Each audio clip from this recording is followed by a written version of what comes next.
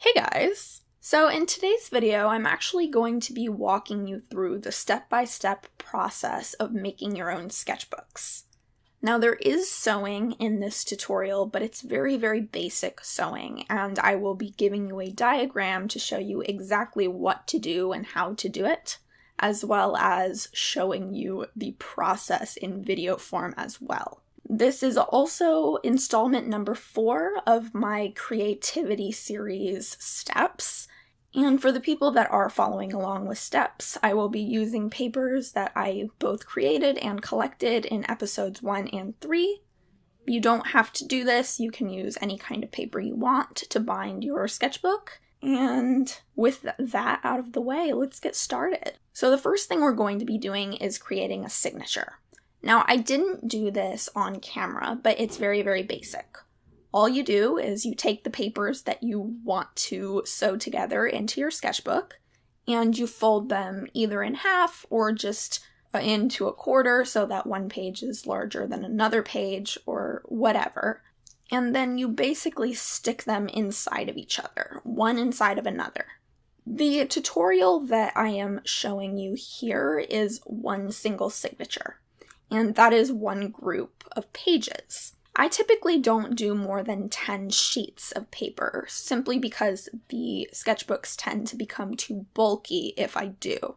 However, there are methods for multiple signature sketchbooks that I may do a tutorial on in the future if there is interest. Most sketchbooks that you buy at the store that are bound in a sewn type of way are composed of multiple signatures. For the signature that I'm going to be sewing together in this tutorial, I used a piece of plain, undecorated cardstock to create a sort of cover page. You don't have to do this, but because of how I end up gluing it to a cardboard cover near the end, I find that it's a good way of not losing any quote-unquote nice paper or paper that I would otherwise want to do things with. The next thing you're going to want to do is create a punching guide. Now, I typically use a piece of cardstock for this, and I definitely keep them. I don't usually make a new one every time I make a sketchbook unless the new sketchbook I'm making has some kind of weird size. The easiest way to make this punching guide is to cut a strip of cardstock about 3-ish inches by the longest side of your book. So if you're using copy paper and you fold that in half, your longest side is going to be 8.5 inches. So 8.5 inches by 3 inches, you fold it in half, and then you mark on your punching guide in the fold where you want to punch your holes. I typically do about 1 inch apart because it seems to be the easiest way of measuring it out, but if you prefer some long and some short stitches, you're not really a big fan of the whole evenness thing, that's perfectly fine as well. Now, the next step, I've lost track of what step number we're on by now, but this step is to punch holes in your signature. Now, for the one I'm working on here, I had too much bulk as far as my actual signature was concerned. And because of this, I had to split my papers into 2 separate groups. You can use anything you have handy to punch your holes. I've used needles before. If you really want to get fancy, Sure, they have things specifically for bookbinding. I believe they're called awls, but I've pretty much figured this out on my own, so I used what I had on hand. Currently, what I like using is actually a bead making tool, and you find them in the clay section of arts and crafts stores, and it's used for making holes in beads that you've made out of clay. And I find that it has a blunt tip, but it's nice to punch holes in paper. It works perfectly fine. I've never had any problems with it. I also use a piece of foam that's traditionally used for making sure stamped images come out clean to poke my holes so that they don't end up in the table as well. But really, If there's anything you should take away from this, it's that I pretty much cobbled together how to do this, so you can as well. Feel free to experiment, figure out what you can use to punch holes or to protect your surface, and it will probably work out fine. And now we're going to be getting into the actual sewing process. Now, for this recording, I accidentally did this thing, or I should say I was experimenting with a thing where I was using beading needles, because I tend to use embroidery floss when I sew signatures. I like using the embroidery floss because it's colorful, it adds a lot of interest, and I do a lot of exposed bindings, and so I like to show that off instead of having basic white boring thread.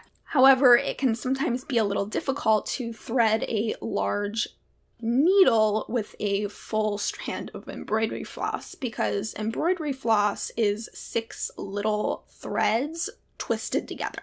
It is possible, and I have done it, and honestly, I would recommend it over what I'm doing here, which is a beading needle, because the beading needle, although made for getting very thick threads through tiny holes, it's very flexible, and it was not reacting well to the firmness of the paper. It was very difficult to push through because it kept bending and twisting, whereas with a hard sewing needle, it's much easier to push through. So once your signature has all of the holes pierced into it, this is where we're actually going to go in and do the sewing. I'm going to try to explain this as clearly as possible, but I'm also going to be putting a diagram on screen that I've created if my words don't quite do it justice. Essentially what we're doing is a very basic sewing stitch, and then we're going to go back over what we've already done. So if you imagine that your journal or the holes that you've punched in your signature have numbers, you're going to go up through 1, down through 2, up through 3, down through 4, etc., all the way to the end. But then, once you get to the end, and you're on the outside of your signature, you're going to go back into one of the holes that you've already went down through. And essentially what you're going to be doing is filling in the spaces that you have already created. In my journals, I tend to do odd numbers of stitches, and because of this, it allows you to fill in the space evenly. So I will be going up and down, all the way to 9 in this journal, and then I'm going to go back into 8, up through 7, down through 6, etc. There are other ways to bind journals, and as I've mentioned previously in this video, if people are interested in seeing other methods, I will do tutorials on them. One of the things that I like about sewing signatures in particular is that it allows you to add beads or charms and things to the spines of your journals. And using embroidery floss or leather cording or things that are more decorative allow you to show off your binding as opposed to covering it up. And once you're finished sewing your signature in this way, you're just going to create another knot on the inside of your sketchbook. And those little knots, I don't mind them. You can cover them up with tape if you really are bothered by it, but I actually think it adds a little bit of character and I enjoy it. Now comes the last step of this sketchbook, and that is adding the covers. I have used old boxes to create my sketchbook covers, and I kind of like my covers to be pretty rough and jagged, so I tend to go in with scissors to cut it. However, you can use anything that you desire. If you really want to use a straight edge and X-Acto knife, that is more than valid. I cut my covers to a little bit bigger than the biggest size in the journal, about 1/4 inch or so. Then you apply glue to both the outside of your signature and the inside of the cover, and you press it together. I like to use old credit cards or gift cards to scrape over where I'm applying the paper, just to make sure all of the bubbles are out and it's very smooth. However, if you don't have one of those things, you can just use your hands. And essentially, that's it. I hope my explanation of how to do the actual sewing is clear. If you have any more questions, feel free to leave them in the comments and I'll try to answer them a little bit better. But I really did try to be as clear as possible. So give it a shot. Try out sewing your own sketchbooks, see what you think of it. If you are participating in steps and you want to share what you've created with others, there is a Facebook group in the description below. So I hope you guys enjoyed this video. Thank you so much for watching. You can subscribe if you want, and I will see you guys next time. Bye.